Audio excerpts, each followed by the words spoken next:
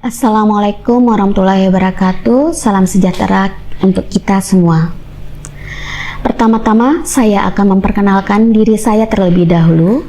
Nama saya Dina Maya Syari, SPAM MSI APT dengan nomor induk dosen nasional 0119119004. Saya terdaftar sebagai dosen tetap di Universitas Imelda Medan, khususnya di program studi Sarjana Farmasi.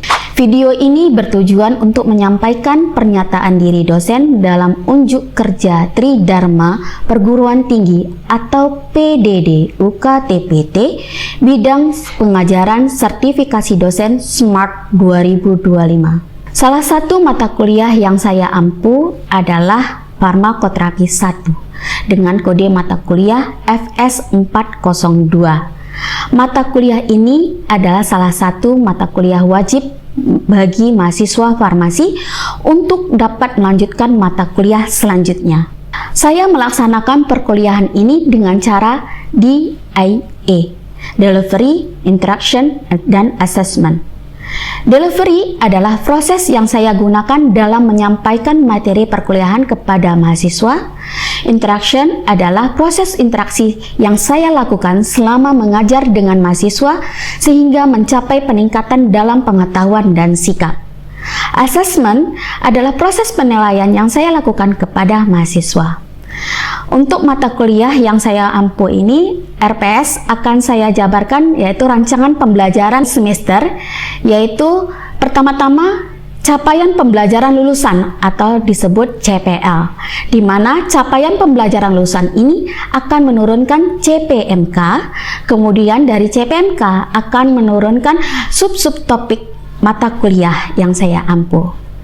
Capaian pembelajaran lulusan terdiri dari 4 aspek. Pertama, sikap, pengetahuan, keterampilan umum, dan keterampilan khusus. Pertama, yaitu sikap. Mahasiswa mampu menunjukkan sikap bertanggung jawab atas pekerjaan di bidang keahlian mandiri. 2. Pengetahuan.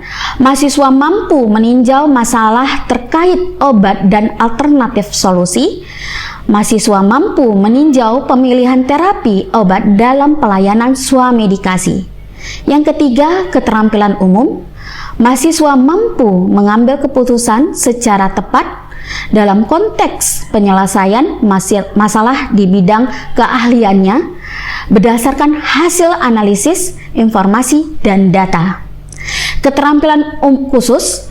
Mahasiswa mampu menerapkan informasi tentang obat dan pengobatan. Mahasiswa mampu menerapkan informasi yang akurat dan terkini serta memberikan pelayanan informasi dan edukasi terkait obat dan pengobatan. Dari capaian pembelajaran lulusan kemudian diturunkan menjadi CPMK atau capaian pembelajaran mata kuliah. Yang pertama, mahasiswa mampu menjelaskan farmakoterapi rasional. Yang kedua, mahasiswa mampu menganalisis kaitan pemilihan obat dan permasalahannya. Yang ketiga, mahasiswa mampu menerapkan penggunaan obat yang rasional. Yang keempat, mahasiswa mampu menganalisis pertimbangan pemilihan obat pada kondisi tertentu. Yang kelima, mahasiswa mampu menjelaskan tentang terminologi medis. Yang keenam, mahasiswa mampu menerapkan prinsip penggunaan antimikroba. Yang ketujuh, mahasiswa mampu menerapkan pelaksanaan pada kasus nyeri. Yang kedelapan, mahasiswa mampu menerapkan penatalaksanaan gangguan sistem pencernaan.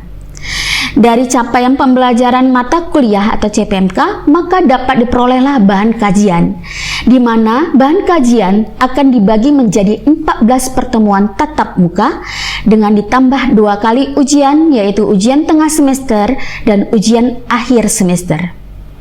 Dengan subtopik 14 kali pertemuan yaitu 1. Farmakoterapi rasional, 2. Pemilihan obat dan permasalahannya, 3. Penggunaan obat yang rasional, 4. Penggunaan obat yang tidak rasional, 5. Pertimbangan pemilihan obat pada kondisi tertentu, 6. Pemilihan obat pada kondisi patologis, 7. Penggunaan obat pada wanita hamil, 8. Terminologi medis, 9. Terminologi medis yang berkaitan dengan organ kelainannya.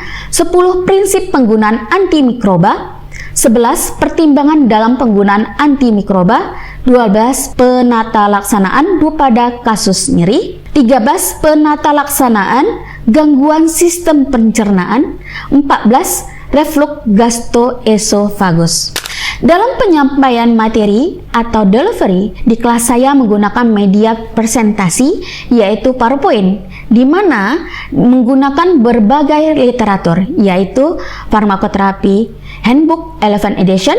Yang kedua adalah farmakoterapi dan terminologi medis. Yang ketiga isofarmakoterapi. Yang keempat MEMS. Yang kelima jurnal. Yang keenam artikel dan aplikasi yang berkaitan dengan ilmu farmasi sesuai dengan materi yang saya bawakan.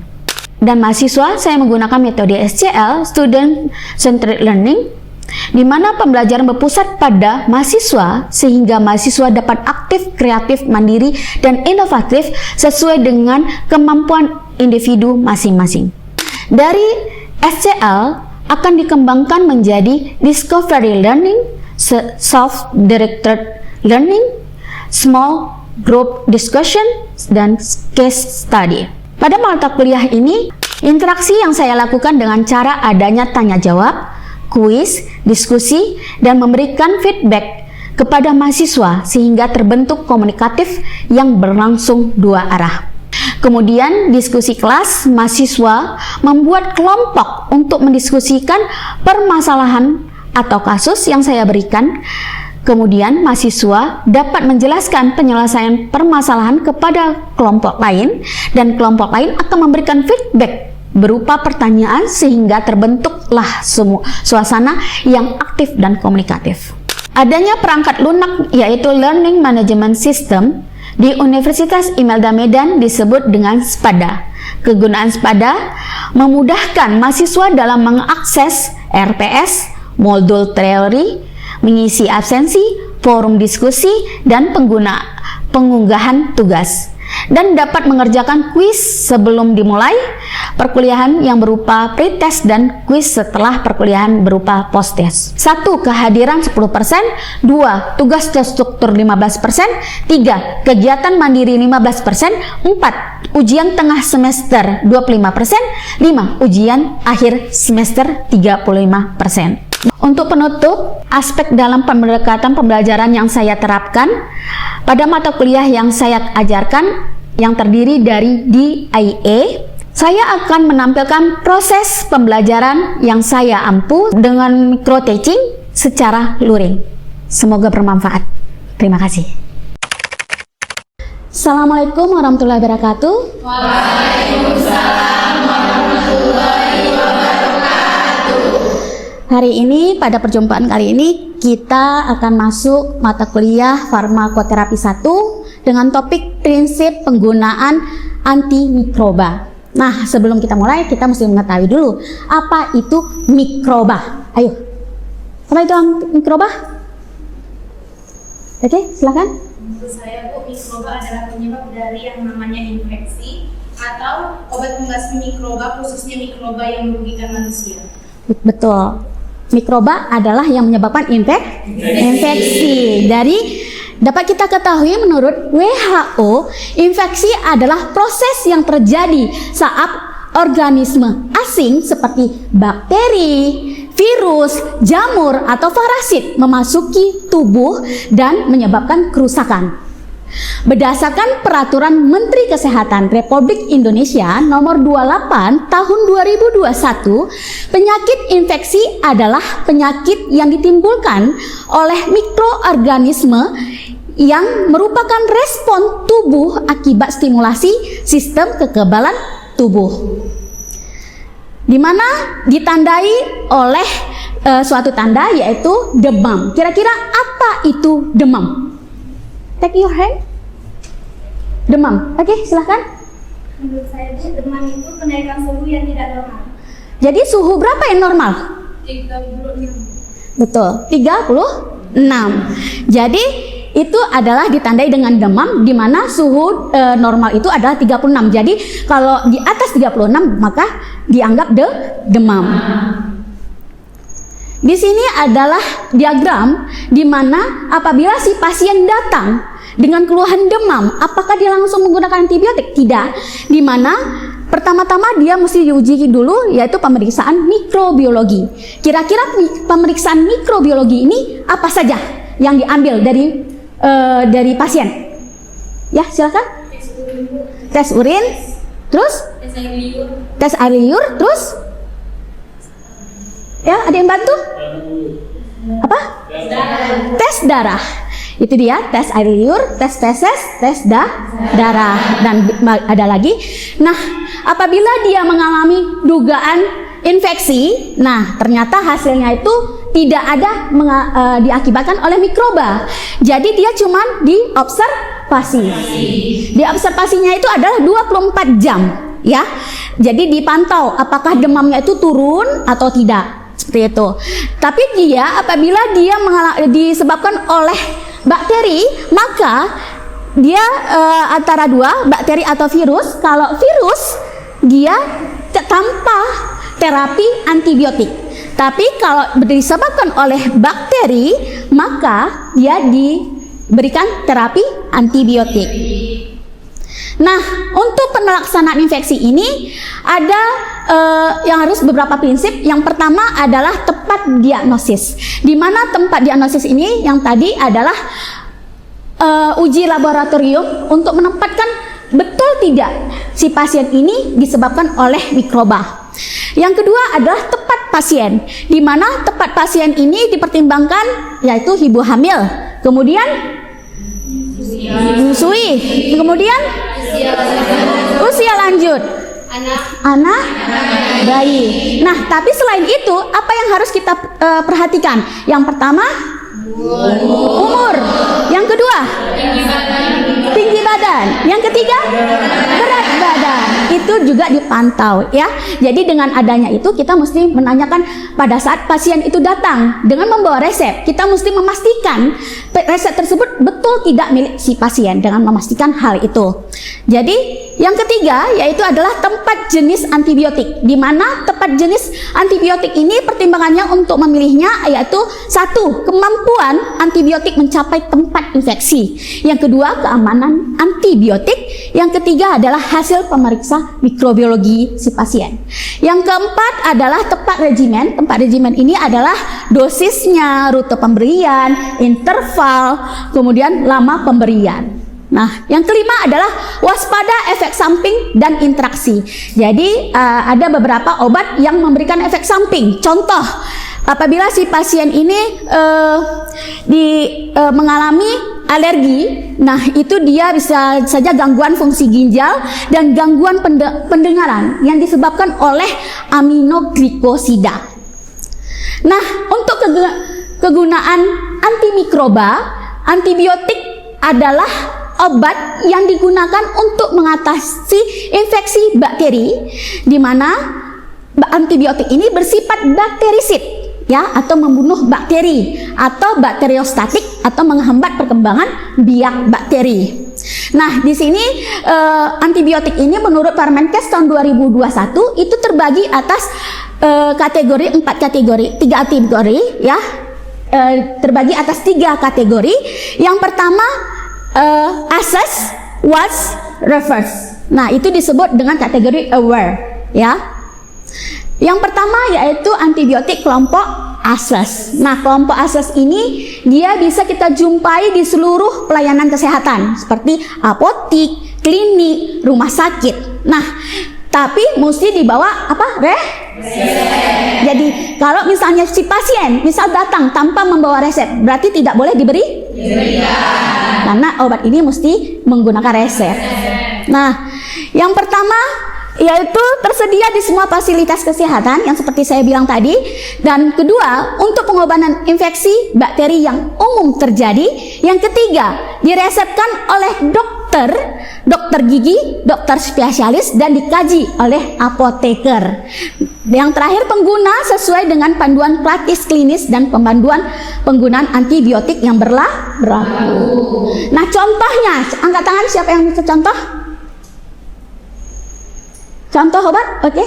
Amoxicillin, Amoxicillin, Ampicillin, cefadroxil. Itu adalah yang umum ada pada saat di kelompok akses. Yang kedua adalah kelompok Watts. Nah, kelompok Watts ini dia di atasnya kelompok akses tadi, di mana kelompok Watts ini dia adanya di puskesmas, klinik dan rumah sakit, tapi tidak ada di apotik karena apa, mesti dipantau. Walaupun dia bisa dibawa pulang, tapi dia mesti dipantau penggunaan obatnya. Nah, tapi dia juga diberikan oleh dokter spesialis dan harus dikaji oleh apoteker, ya. Jadi tidak sembarangan. Dan untuk yang terakhir yaitu kelompok research, di mana kelompok ini ya bakteri ini disebabkan oleh MDRO dan merupakan pilihan terakhir pada infeksi berat yang mengancam jiwa.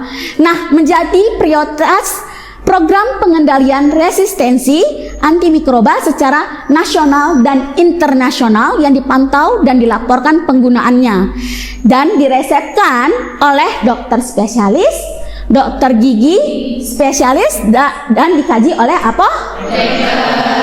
Nah, ini hanya ada di mana? Di rumah sakit. Jadi dia tidak ada di puskesmas dan klinik karena dia mesti rawat inap, mesti dipantau 24 jam karena penggunaannya, dan hal ini harus disetujui oleh bagian pengendalian resistensi antimikroba.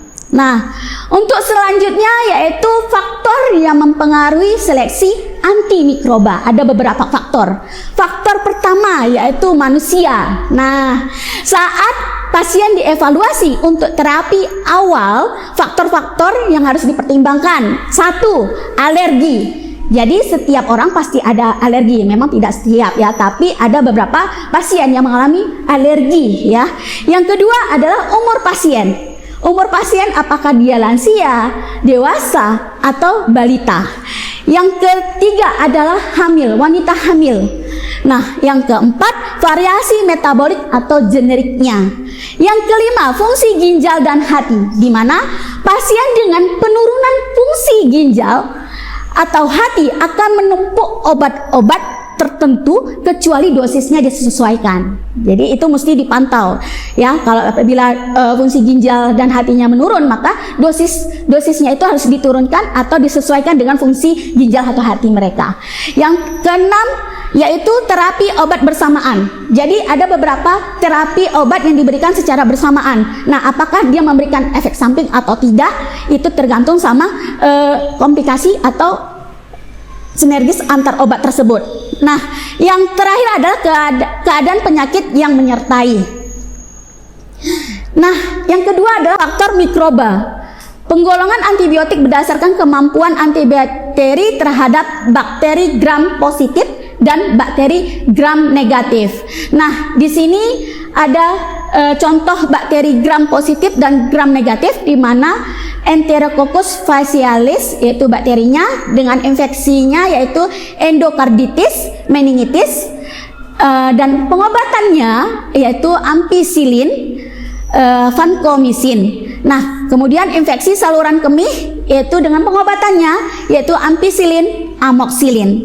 Nah, untuk bakteri gram positif contoh selanjutnya yaitu Enterococcus faecium, di mana ini direkomendasikan konsultasi terlebih dahulu dengan spesialis penyakit menular. Contoh obatnya yaitu daptomycin sama tigesilin. Dan ini adalah contoh dari gram negatif. Gram negatif ini contoh bakterinya adalah Moracella ya atau Bramhamela. Nah, contoh obatnya angkat tangan ya.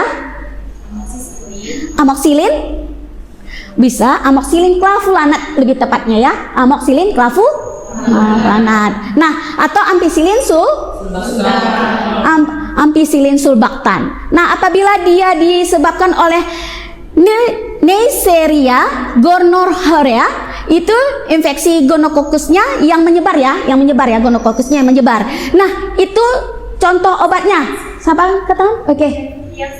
Ceftriaxone. Nah, itu ceftriaxone. Tapi kalau misalnya Neisseria meningitis. Ya, contoh.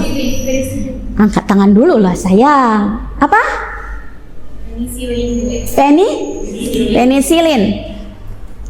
Nah, yang ketiga yaitu faktor antimikroba. Jadi faktor antimikroba ini dia diintegrasikan berdasarkan sifat farmakokinetik dan farmakodinamik. Nah, di mana ini untuk mencegah resistensi suatu pasien. Jadi mesti dipantau melihat farmakokinetik dan farmakodinamiknya.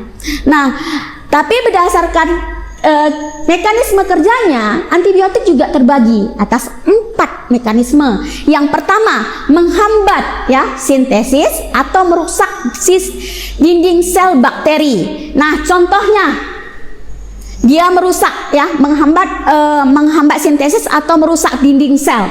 Contoh golongannya. Contohnya beta laktam. Nah, contoh obat beta laktam. Dia dong. Penicillin, cephalosporin. Nah, bisa juga penicillin sama cephalosporin. Nah, yang kedua yaitu memodifikasi atau menghambat sintesis protein. Misalnya aminoglucosida, chloramphenicol, tetrasiklin. Itu contohnya ya. Yang ketiga yaitu menghambat enzim-enzim esensial dalam metabolisme folat ya. Contohnya.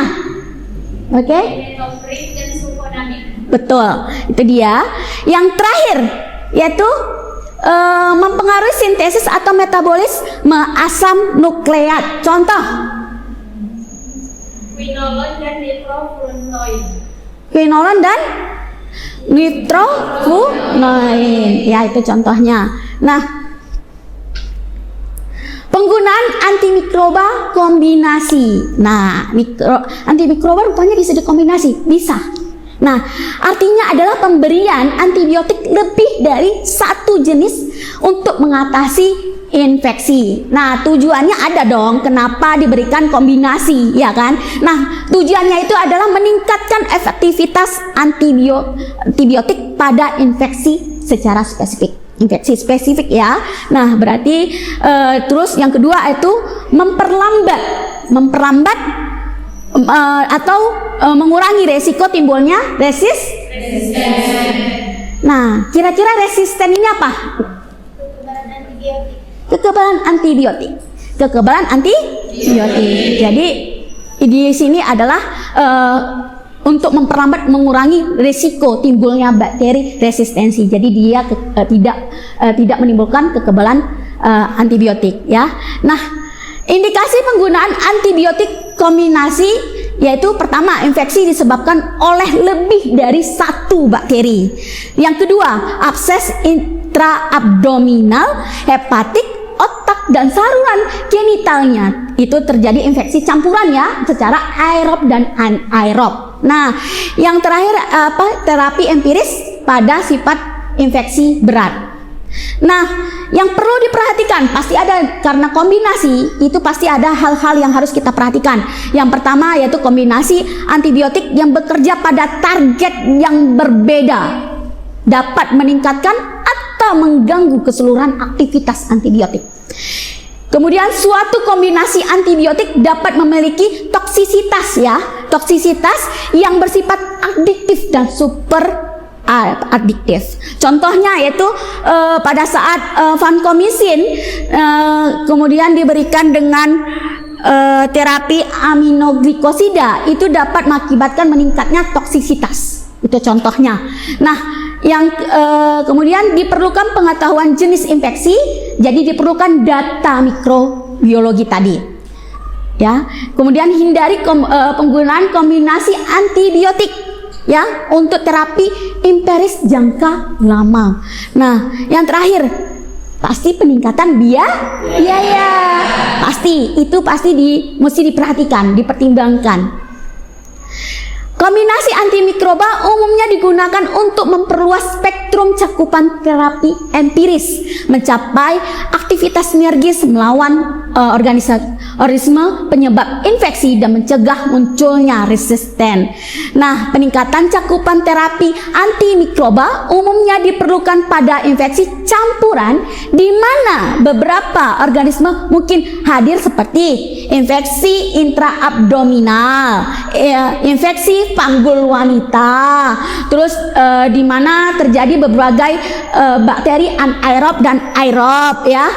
Nah, itu dapat menyebabkan penyakit. Nah, tapi antimikroba kombinasi ini digunakan pada pasien yang penyakit kritis ya, dengan infeksi yang terkait dengan perawatan kesehatan di mana spektrum aktivitasnya itu diinginkan. Jadi mesti dilihat, dipantau dan ditentukan oleh dokter spesialis ya. Nah, apakah dia memerlukan obat antibiotik kombinasi apa tidak. Jadi dari akhir pertemuan ini terdiri dari rangkuman kita, yaitu antimikroba adalah obat pembasmi mikroba, khususnya mikroba yang merugikan manusia ya. Nah, berdasarkan sifat toksisitas selektifnya, ada antimikroba yang bersifat menghambat pertumbuhan mikroba dikenal sebagai aktivitas bakteriostatik ya, dan ada yang bersifat membunuh mikroba yang dikenal sebagai bakterisid. Terima kasih untuk hari ini. Assalamualaikum warahmatullahi wabarakatuh.